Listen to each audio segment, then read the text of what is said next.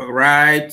Good afternoon, Ma, and happy Sunday. You're welcome to class. I trust you had the today. I hope the rain did not get to your side. It's been a raining day since morning. This is PED 150. PED 150, and I think mm, that is curriculum. I think we have we've done quite a lot on the course, and the material is not that bulky. I think this is one of the first materials we finish first in these our lessons. So, primary science curriculum and methods. That's the course title. We have done the meaning of curriculum. We have done different things on the course, and as we'll see now that in today's class, we want to talk about methods of teaching primary science. Methods of teaching primary science. We touched this concept in the last class, in the previous class, where we talked about mm, the different things that we can different we talk about methods. We try to differentiate between methods and what was that in the last class? Excuse me. Okay. Okay, I think it's not in this course. Sorry. That is an error. Okay. Today our concern is methods of teaching primary science. I'm just trying to give us a picture of what we've probably done before in the course, so we know where we started from and where we are now. In the course, we started with history, meaning and history of science, and of course, science teaching in Nigeria. We've done a lot of things there. We talk about the definition of science. Like that was when we said it came from the Latin word scientia, which means knowledge. And we talk about the brief history of science. We talk about the Western world, the European science, and then a bit of on African science. We've talked about science programs in the developed countries. We also talk about issue of teaching science in Nigeria, or science teaching in Nigeria. That was where we nailed Unit 1. Then in Unit 2, we've talked about primary science education. That was where we talked about the rationale for the teaching of primary science. We actually highlighted quite a lot of them. We talked about philosophy of science education in Nigeria. We mentioned three philosophies. We talked about the federal government state specific rationale. Under that one, we'll talk about or 5 points. Then we'll talk about objectives of teaching primary science. I think we mentioned about 8 objectives and some additional objectives, about 5 of them. Then we gave suggested steps for effective primary science learning in Nigeria. And those are the steps we mentioned then. If you can still recall, we mentioned 8 of them. I will quickly read through them. One was to actively involve in the learning process. The second one was to develop motivation and ability to work independently. Another one is recall information. The fourth one is derive schemes for solving problems. Then fifth one is to use and classify information, interpret information showing subjects or suggestion and assessment, to communicate effectively and selectively, and also to relate experiences from one subject area to another. Those are the suggested steps you have to follow for effective primary science learning. Then we move to the second part where we talk about curriculum and primary science teaching methods. Under that, we talk about basic principles of curriculum development. We talk about the elements of curriculum, and that I think that is where we are now. We'll talk about what curriculum is and what curriculum is not. Then we'll talk about subject content. That is where we have the syllabus, the scheme of work, lesson notes, course of study, and so on and so forth. Element of curriculum and so on and so forth. So now our concern is the methods of teaching primary science. Because in the last class we talked about elements of curriculum, and in that class we actually talked about sources of aims and objectives. We talk about classes of objectives like the cognitive domain, affective domain, psychomotor domain, if you remember. Then we talk about content under curriculum, and we also mentioned the criteria for selection of content, where we talk about the content must be significant. So, and we also say that it must balance between the scope and depth. We talk about that the content must be appropriate for need of the needs and interest of the learner. It must incorporate interrelated topics, and also it should be such that the learner should be able to learn. So we also talk about learning experiences, like the criteria for learning experiences and so on and so forth. Then we talk about evaluation and forms of evaluation. So today, let's go straight to what we have. I'm just trying to use that to buy time. All this revision that I'm trying to do is to buy time. Probably you will join, but it seems you are not available at all. So let's get to business. Today, our concern is methods of teaching primary science, and we'll look at that in several uh, scopes and dimensions. But as a form of introduction to the unit, teaching method refers to the general principles, the pedagogy and management strategies used in classroom instructional delivery. I don't think I need to start talking about method again. There was this course we did last that will talk about method extensively. We talk about method extensively. I explained all about method of teaching. So the choice of teaching method depends on what fits one's educational philosophy, classroom demography, and subject areas, amongst others. So teaching theories primarily fall into two categories. Is either teacher-centered or student-centered. Teaching theories fall into two categories. We have the teacher-centered or the learner-centered. So you will soon learn, like in ODL setting, I mean in this our own school settings. In this our own school settings. Yeah, good evening, Ma. You're welcome. I didn't even know you joined me. So in this our own school settings, ODL, most of the things we do are always learner centered. You will soon learn the meaning of learner centered and teacher or instructor centered. So the method of teaching science, resources available for teaching it and its evaluation are known to greatly affect achievement in science. It is therefore important to examine this concept in relation to primary science. Now, what we are trying to bring out here is the method you adopt as a teacher is not just like what I feel like.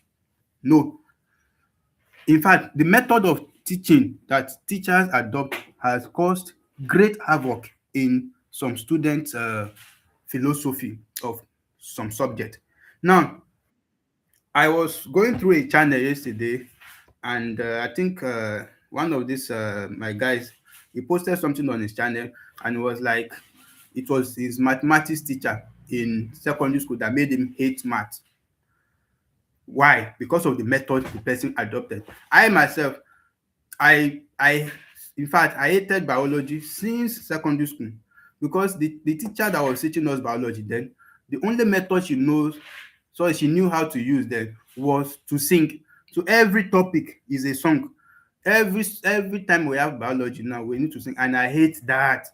So I lost interest in biology. As a result of that, when the school introduced technology class, I had to switch from pure science to technology class, because in technology class they made biology optional. You can do it and you may not do it. Why? Because of the method a teacher adopted. So the method you use as a teacher is not totally based on what you feel like. What are the things that will uh, influence the choice of method that you will choose? One is that it must fit into the educational philosophy. One. The two is that the classroom demography. When we say demography, how many boys, how many girls, what are their demography record? Is it, are they from the middle class? Are they from, those kind of things will determine. Then the subject areas, among others, are the things you consider, not just that, okay, it's math I want to teach today, and I feel like this is what my ancestors said that I should use.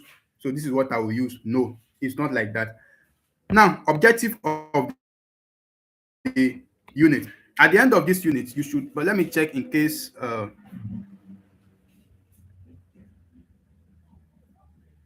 yes, you see, up to now is because of probably what the method that they were using then. You see, even if you don't have interest in chemistry, like probably because it's chemical and it's somehow tedious, and the thing is, if you see somebody that has the right method that suits your mode of understanding, you will love it.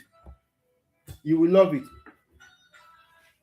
So that is that. Now let's see. At the end of this unit, we are expected to know the following. We should be able to discuss major methods of teaching primary science that we have, the major methods of teaching primary science that we have, so that whenever you want to teach any subject, you'll be able to easily switch between methods. But if you don't even know the method that exists, how will you be able to switch method?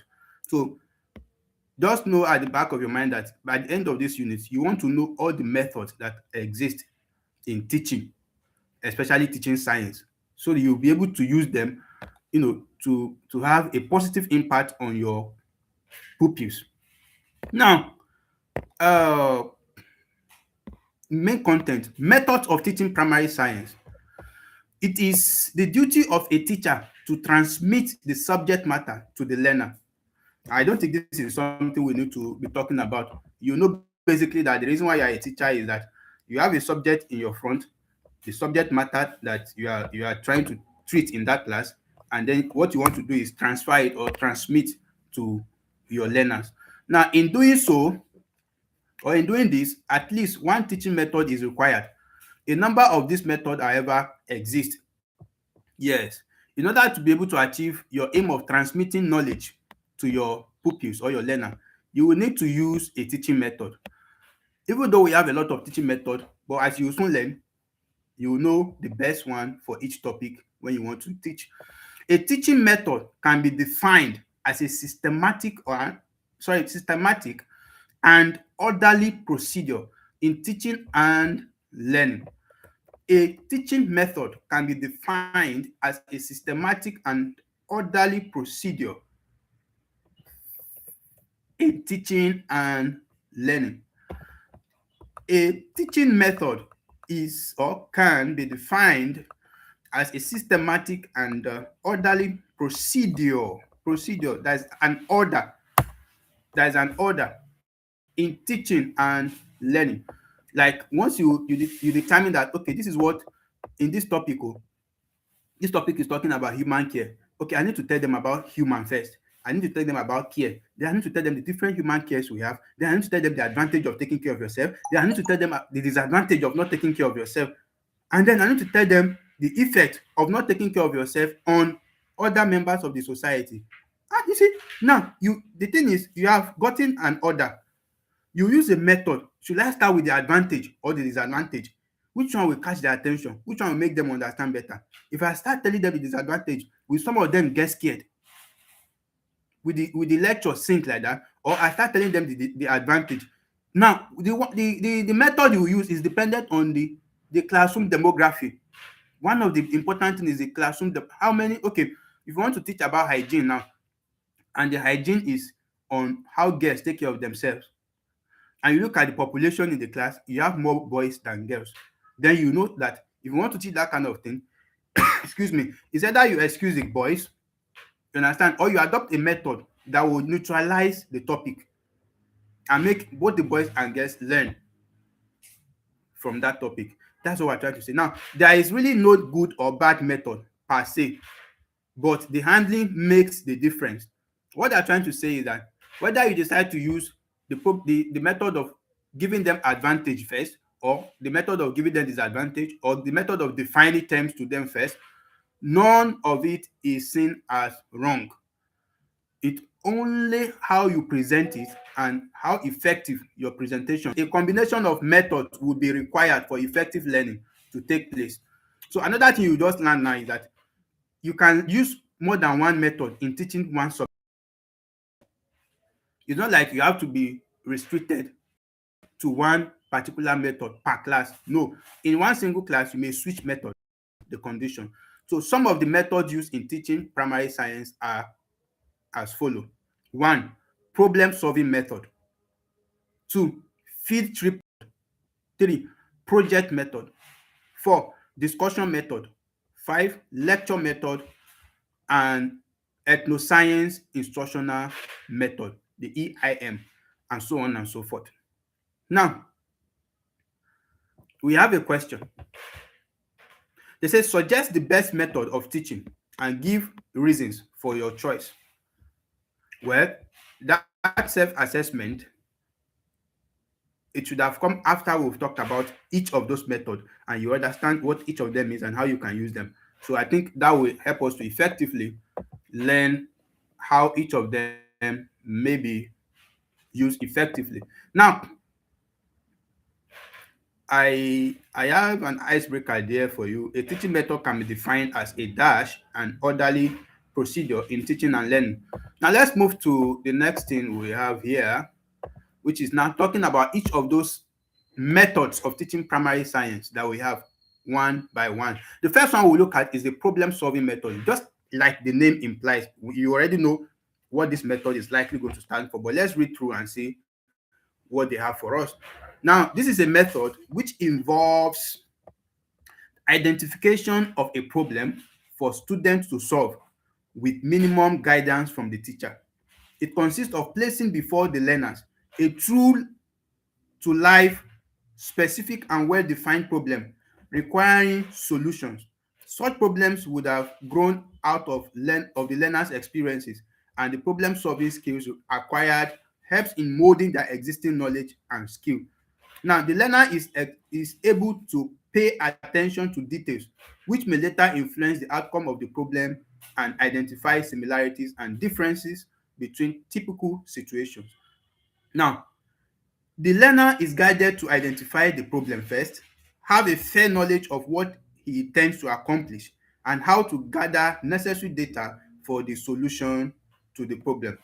Now, in order to do that, the learner passes through the following stages in arriving at the solution. Now,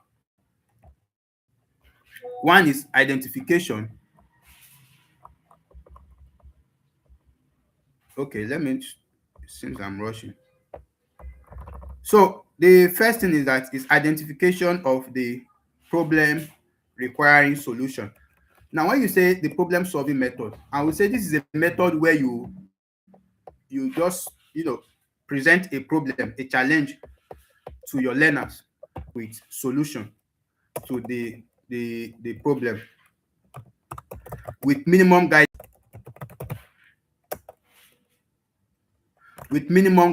Like it's like you are trying to pose a challenge to them for them to solve, so they become a teacher of themselves. Okay, for example, let me give you a practical example of problem solving method.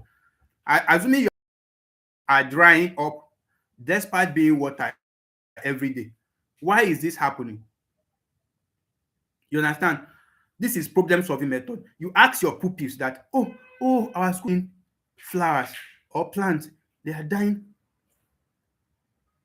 they are drying up every day despite being watered. Like we are watering them every day, but why are they dying? You yourself as a teacher, you know the answer, but you do not tell them the answer immediately. You pose a challenge to them, you let them think for them. So they start brainstorming. They start brainstorming. They start, okay, is it the soil? Or is the soil bad? Oh, no. If the plants are not getting enough sunlight, what of photosynthesis? So they will start brainstorming. Or is it that the water we say we are giving is not enough?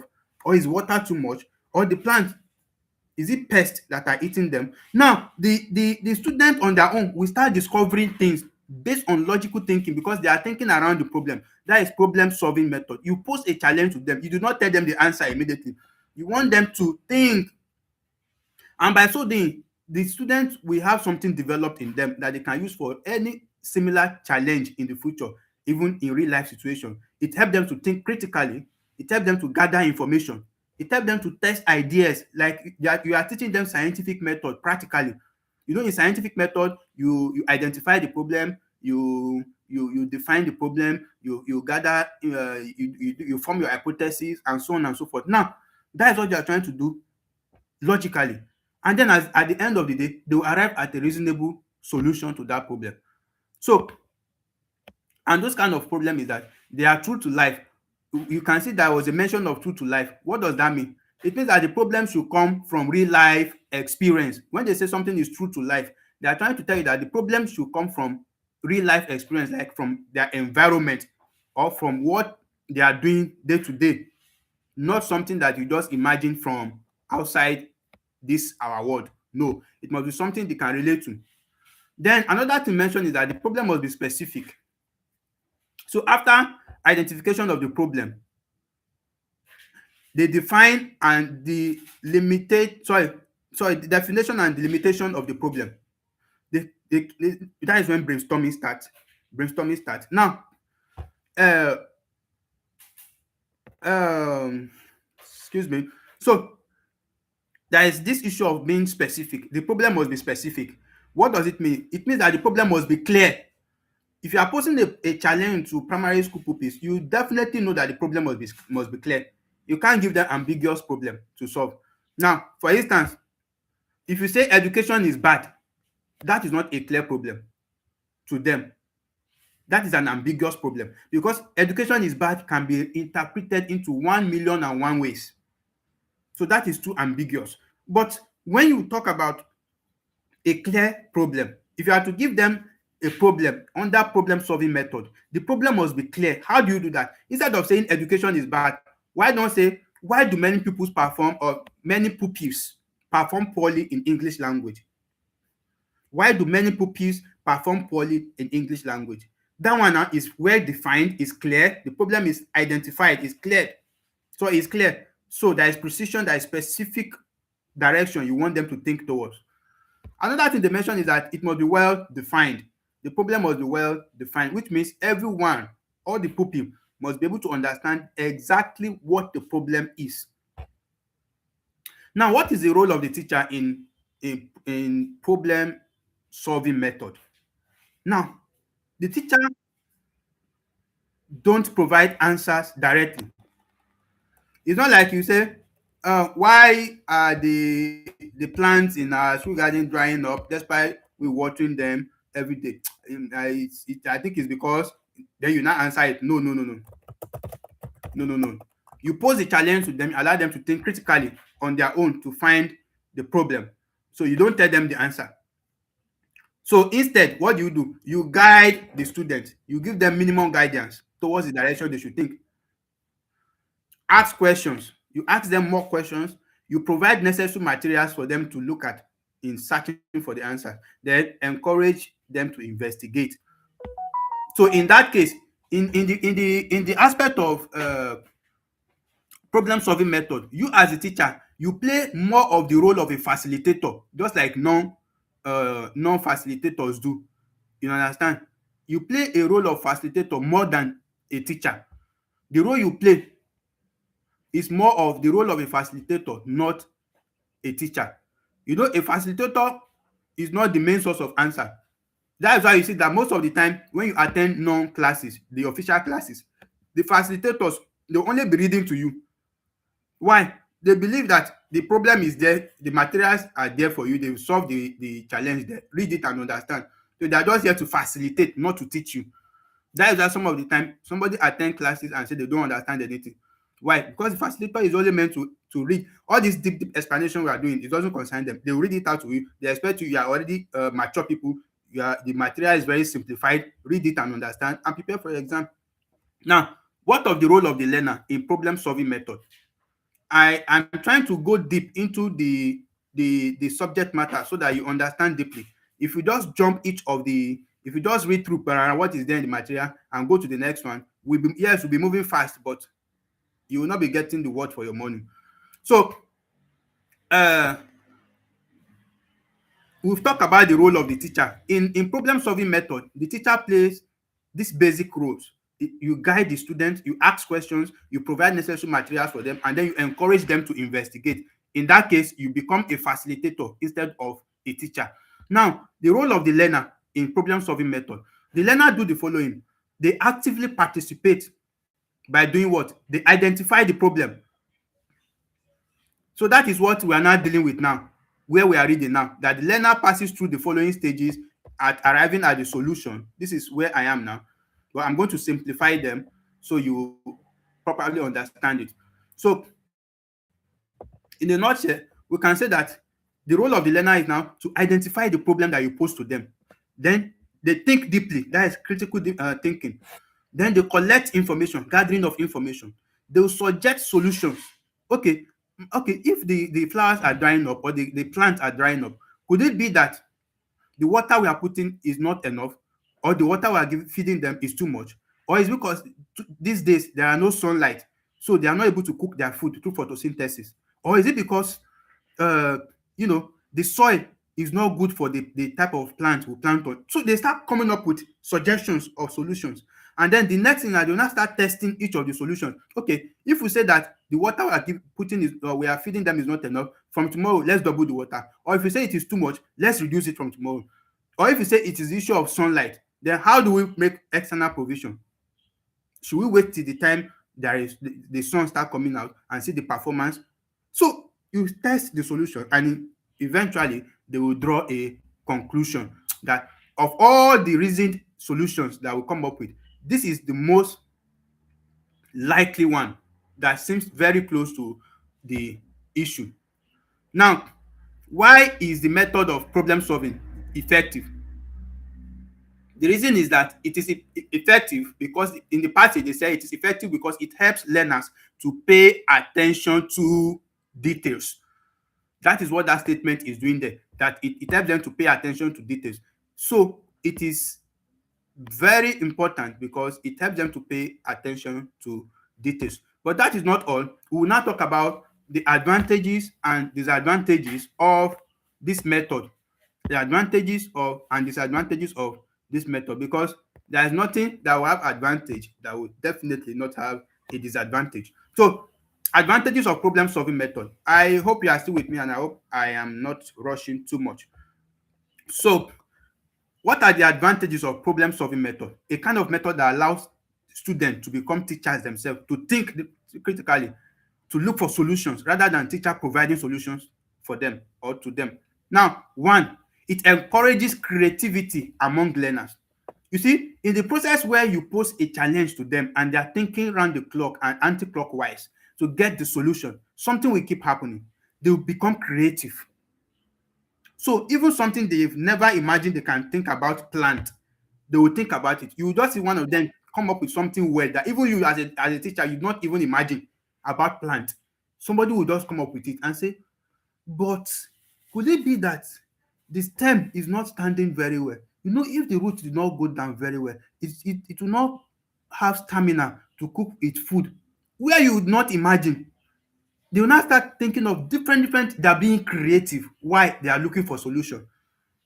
So it helped them to be creative. One, that is the advantage number one, creativity. Advantage number two, it really engages learner, leading to real understanding. That is it. Now, it is not only the fact that they will end up getting the solution to the reason why the plants are drying up, but in the future, when they have similar challenges, they will be able to think creatively to based on understanding that if something like this happen, I'm supposed to think to this direction, think to this direction, think to that direction, think towards this direction before making my conclusion. The third one is it allows the learner to relate classwork to true life situation. So they are not only within the walls of classroom alone, they think extensively, and that helps them to be able to understand real life situations. Another one is it allows the learner to learn at his own pace. You have posed a challenge, they are now trying to look for solution. That is exactly how the system of NOUN, this school you find yourself, that is how it works. Each of these course material, they are just like challenges for you. Go and read them, understand them, prepare yourself. Now, the learner learns from his successes and failures. So if they are able to come up with the answer correctly, they will learn from it. That wow, so next time when I'm asked this kind of question, I think I should think to this direction, think to that direction, think to that direction. It will help me to get to the root of the problem. Or if they failed it and you give them the correct answer, they will still learn from that failure, because next time they know that okay, and we thought towards that direction, but we did not land on that particular statement. Okay, so next time this is what we'll do. So those are the advantages of the problem solving method. I'll go over them again. Creativity, lead to real understanding. It helps them to relate to real life situation, true to life situation, allows the learner to learn at his own pace, and then learns from his successes and failures. Of course, like we said, that there will always be the second part or the other part of everything. So let's go to the disadvantages. But before then, I have an icebreaker. Kindly mention two advantages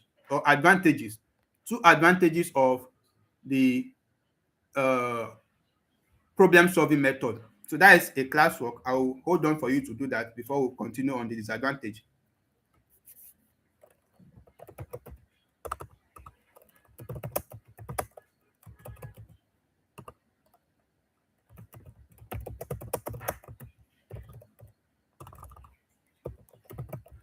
Problem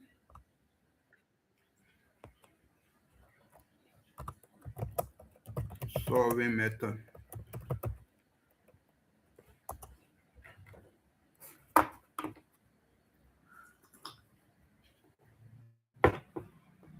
So I'll wait patiently for you.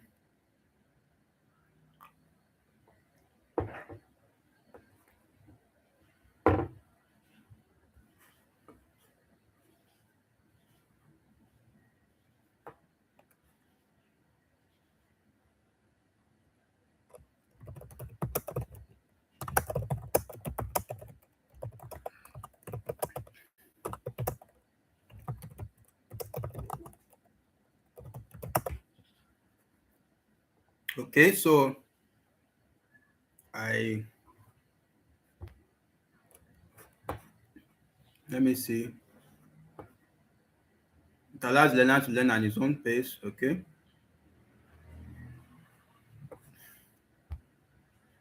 Now, disadvantages of problem solving method. Yes, other ones are creativity, leading to real life understanding. They have real understanding of situation, and then true to life situation. It allows them to relate classwork to real life situations. Now, disadvantages. It could waste a lot of time. Imagine not giving you this material now, and they say that is all we have for this course. So whether facilitator come or not, go and read the material. When you are trying to look for the meaning of some concept, some statement, some words, you waste a lot of time. It is far different from somebody telling you the answer.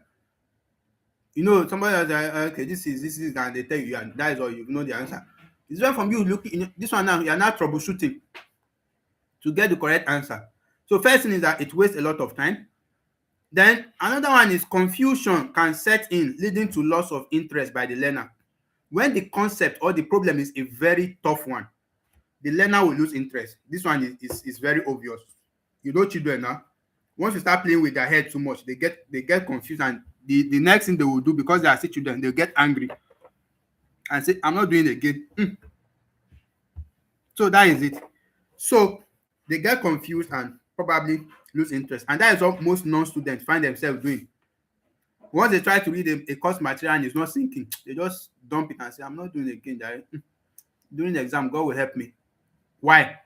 Because the type of method being used in ODL is problem solving method, where the student becomes a teacher of himself and the teacher just acts as a facilitator. Now, learner may not benefit much from the process if too much guidance is given by the teacher. Another error that may occur on the disadvantage level is that if the teacher is a talkative like me, The teacher would have given even the answers with the problem. So nothing is gained. You want them to think critically and you've already provided the answer. How would they get the answer? How would they think again? You give them the answer. So if you provide too much guidance, now okay, what if it's the soil? Did you think about the soil? Okay, what if it's the sun? Have you thought about this? You're already giving them answers. So no need for them to think. They are not using their brain again. You're already providing the answers. So that's why they say with minimum guidance.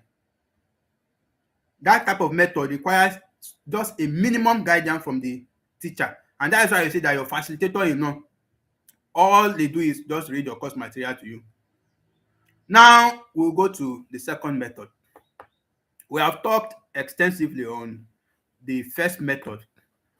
Now we'll move to the second method, and I think that second method is the last one we'll do because of time, because I need to take the second class and I have other things to do.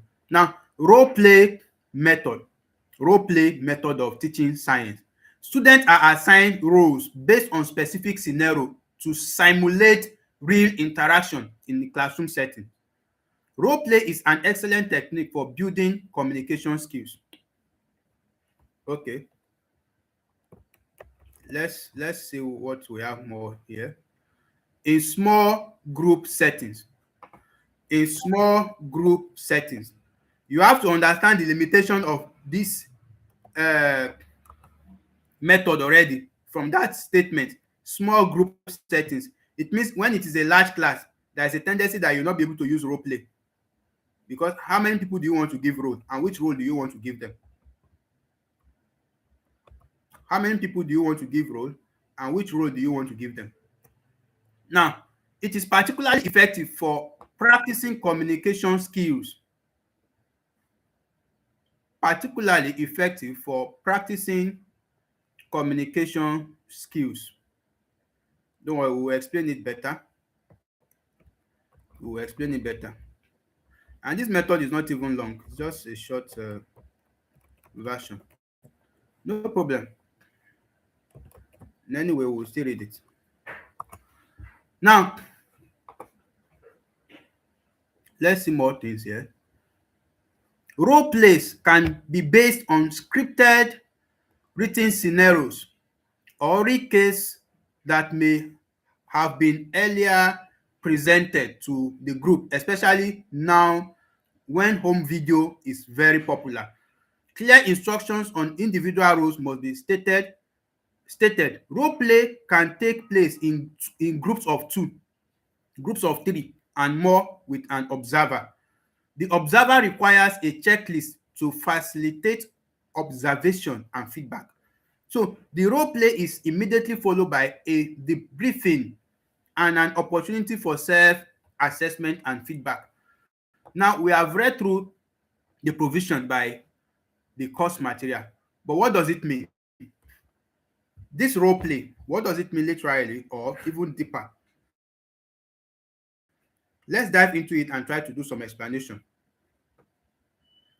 The first thing you learn from that role play method is that you as a teacher, you assign a role to each participant, each student, each pupil, and they are to act according to the situation you give them or the scenario you give them. You say, okay, let's assume you are Spider-Man, or let's assume you are Abraham Lincoln, and then that is the apple hung on the tree. Then the apple is falling. Now sit down and be watching the apple. What are you saying? You are creating the scenario of the law of gravity, Isaac Newton. So you are trying to simulate it. So when you simulate that situation now, you give them roles to play. Now, so rather than discussing a topic, you allow them to perform. It now becomes an act, just as if they're in the art class. So they act those things as if they are happening in real life, instead of you just discussing and teaching them through verbal this thing. So now, let's give an example of role play method. An example of role play method which can, so when you get to school and you want to use it, you will know what you are trying to do. Imagine that you have a lesson on effective communication. Then you call some group of students. You gave student 1 as the role of bank manager. You gave student 2 customer, you gave student 3 cashier. Now the student will act a scene where the customer want to open a bank account, for instance. By acting, they learn how to what? Communicate in real life situation.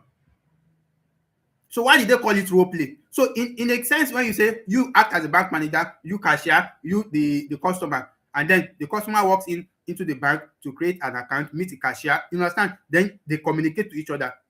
Good morning, sir. You're welcome to UBA. How may I help you? Oh, good morning, my brother. Please, I'm here to open an account. You know, you give them the communication ethics. That's why they say that this play role method, basically, it builds communication skills in learners. So the next thing is, why do we call that method role play method? Why do we call it role play method? Let's think about it. It is because every learner plays a particular role in the simulated situation.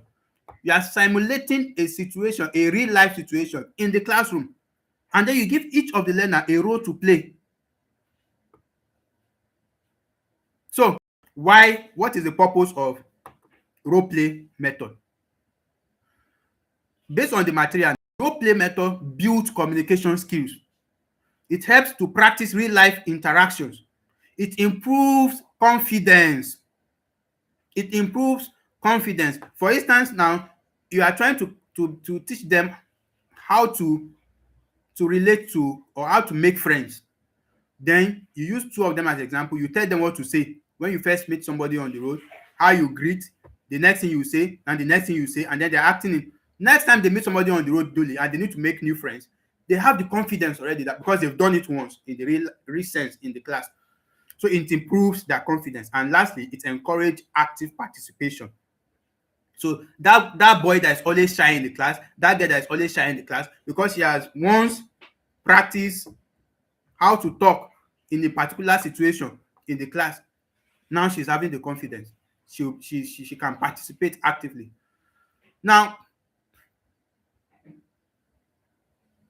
the role play method can be used in different subjects like English language, civic education, social studies, health education, primary education, or even guidance and counseling, and so on and so forth. Also, if we should look at it,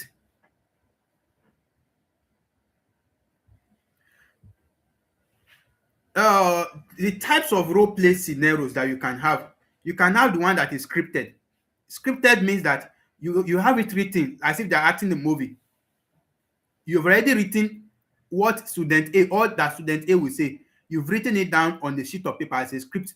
So they follow line 1. This is the first thing you say. Then you wait for the student B to respond. Then after that is response. This is the next thing that you will say, as if they're acting the movie. So that one is scripted version. So you write a dialogue down that student A and student B will use. So when you say student A should say good morning, sir, student B then replies, good morning, how may I help you? Now you've scripted it. They will not say anything outside what you've scripted. I think schools usually use this during the end of the year party of a thing, when students need to perform different activities like news reading and all those things. They ask different things then. So we have the scripted one. Another one is we have the real life cases. We're looking at types of role play scenarios that are applicable. Then we have real life cases. For instance, you ask them to act like hospital consultation, like parent-teacher meeting. They can act like police reporting a crime. They can act like classroom teaching or job interview, or anything you can think of in real life that you want to bring into classroom for them to act. Then what is the role of a teacher in role play method? Does teacher play any role? If teacher does play any role, what are the roles teacher play in the role play or play role method? Now, teacher acts as the selector of the scenario. You are the one to choose whether it is police reporting a crime scenario that you want to use, or hospital consultation, or bank manager, or bank situation, and you are the one to select the scenario. You are also the one to assign the roles. It's not the student that will say, me, I want to do bank manager. No, you assign the roles as a teacher. Then you give clear instructions. In this bank settings, you as a manager, this is what you are meant to do. You as the cashier, this is what cashier do in bank. So be ready. And then you as a customer, this is what you come with. So you give them clear instructions. Then you supervise every activity they do. And then lastly, you discuss their performance. You discuss their performance. Now, in that case, the teacher is just like a facilitator too. Now, what is the role of the learner, or what are the roles of the learner? The learner will accept the assigned roles that you assign to them, that you are a bank manager, you are a this. The learner acts naturally as if that thing is really happening. They interact with one another, they will demonstrate communication skills, and lastly, they will also reflect on their performance. And don't forget one important thing we said, it is only on a small group. You can do it on 2 students, 3 students, 4 or more students, not really on a large population. And there should always be an observer watching to see how the performance is going. So who can be the observer? So the observer is someone that is not participating in the acting. So there are other class members that were not assigned roles, they act as observers.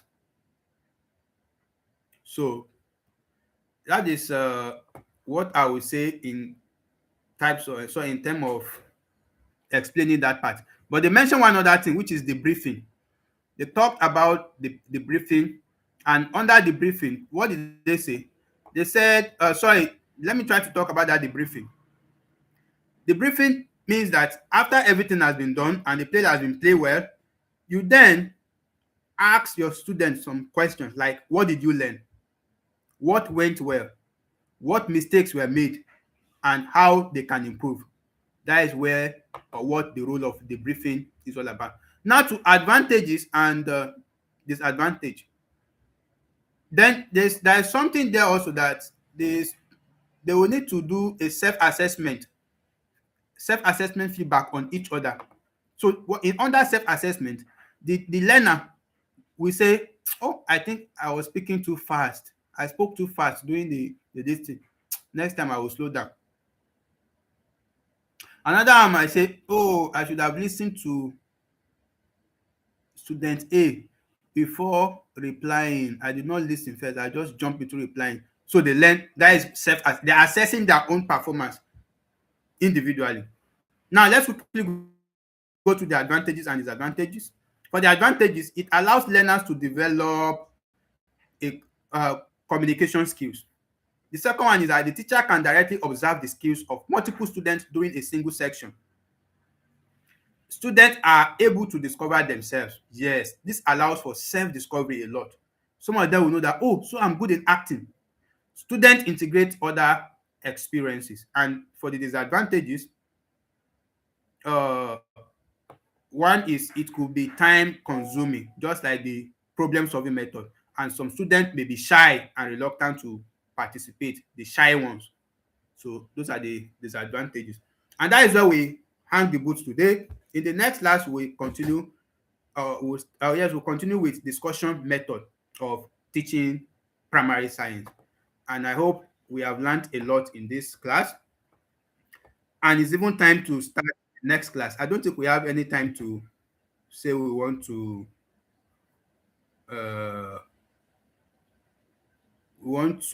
pause a bit. So I will just start the next class immediately. Let's do what we'll do and get it done.